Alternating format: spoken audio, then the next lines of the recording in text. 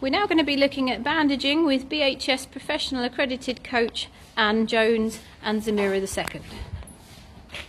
Right. We always start by just feeling down the leg, checking for any injuries just to make sure first, and also just making sure the leg is clean, so it's brushed so you're not going to leave mud underneath. When you start, you should always start by going this way round, not putting the bandage and coming round this way. As you can see here, I'll demonstrate. So you want to bring the bandage round here, so you have a little bit at the back, then you come round.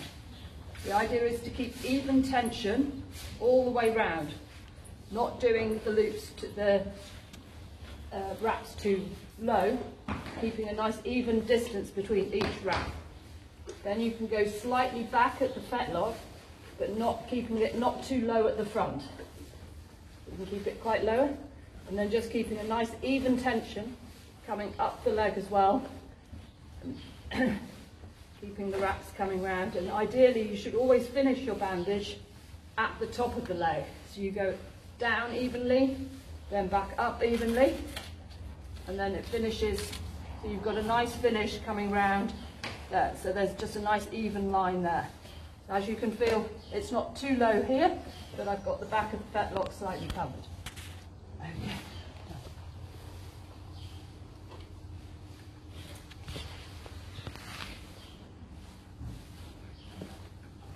Now I'll do a hind leg. Just to make it easier, I'm just going to tie the tail in a knot so it doesn't get caught in the bandage. Okay, I'm going to ask him to step aside there because he's a little bit close behind. Set, because obviously you don't want him to rest the leg because that will make the tension uneven. You could just push him back one, please. Thank you. Okay, so again, stroke down the horse's leg first. Just pat him there so he knows you're there. Okay, making sure there's no little bits of hay or shavings that's got caught after you've brushed him. Okay, then again you start the same way, always going to the back, just like when you put brushing boots on. You put it to the back, you don't bring the bandage forward. Again, keeping the bandage quite even, coming slightly behind at the fetlock so that you can support the back of the leg. Again, coming back up, so you don't want to make it too little with the wraps round. Just nice even, keeping the same like a centimetre or so between each.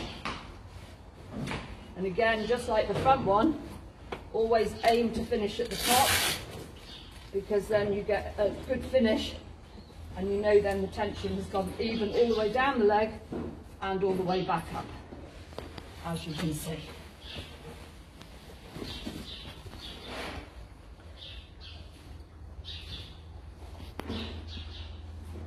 I'm right-handed, so very often some people who are right-handed, used to doing it on the left, will start like this because it's the same hand and bring it forward, which is incorrect. Okay, because just like when you're putting boots on, you should always do the straps to the back. So again, you have to think about what you're doing. So it's always to the back. So you come round, and again starting at the top, just do an extra one at the top to secure that. Okay, and then just come again down nice and evenly, keeping just a nice feel, so a nice even tension yourself coming round. And then again you can just come slightly lower at the fetlock just to keep a little bit of support coming down here, and then again coming back up, even strokes, remembering everything's coming round. So if you were to put a wrap on underneath, obviously everything would go the same direction, all to the back. And finishing nicely, so the last wrap round is at the very top. Okay.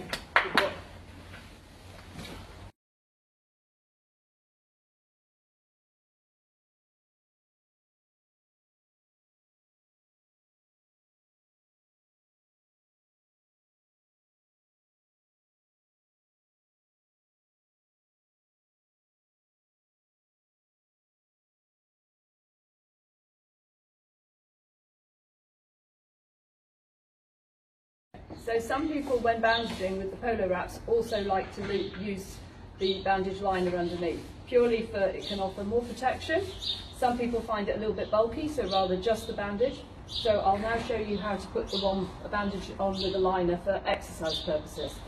Okay, so if you look on the front of your liner, generally speaking, you've got the label of who made it. So I always think it's better if you have that at the top, and then you know the thing's the right way up and it hasn't got, because sometimes if you're riding in here regularly, they can get a little bit scuffed at the bottom, so you don't want to make it all messy. So with the bandage liner, you come round the front, and then ideally you want this to be finished at the side, not at the back on the tendon, and also not on the inside, because if the horse brushes slightly, it's constantly sort of like flicking the top or maybe the bottom. So it's just neater and tidier this way, with again the label at the top so you know where you are.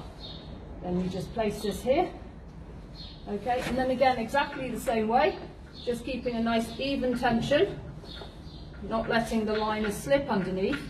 But again, when you do it with the liner, you have to make sure that you've got a little bit of liner at the top and a little bit at the bottom, because otherwise you're getting different pressures if you go over the liner.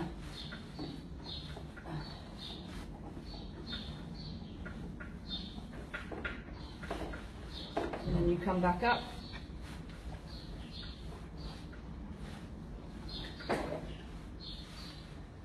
And you can see how the this bandage looks a little bit bulkier. So again, it can be very much a personal preference as to whether you use the liner or purely just the bandage.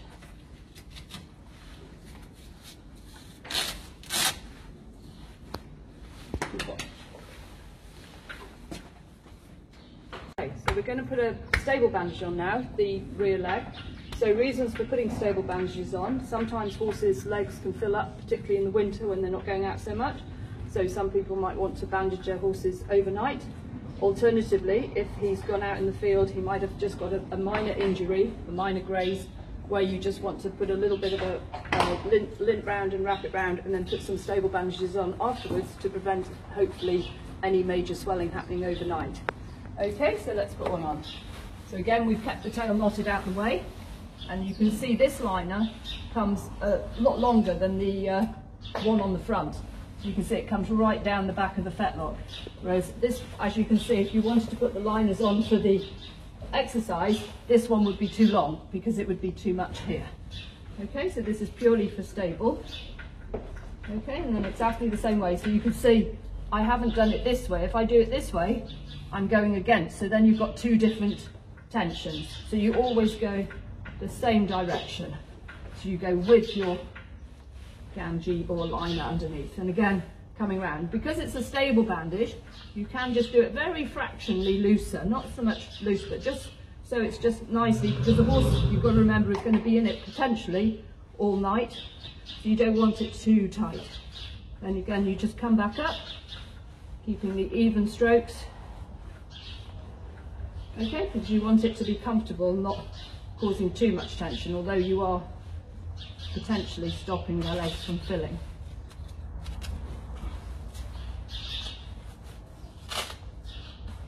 Okay, that's done.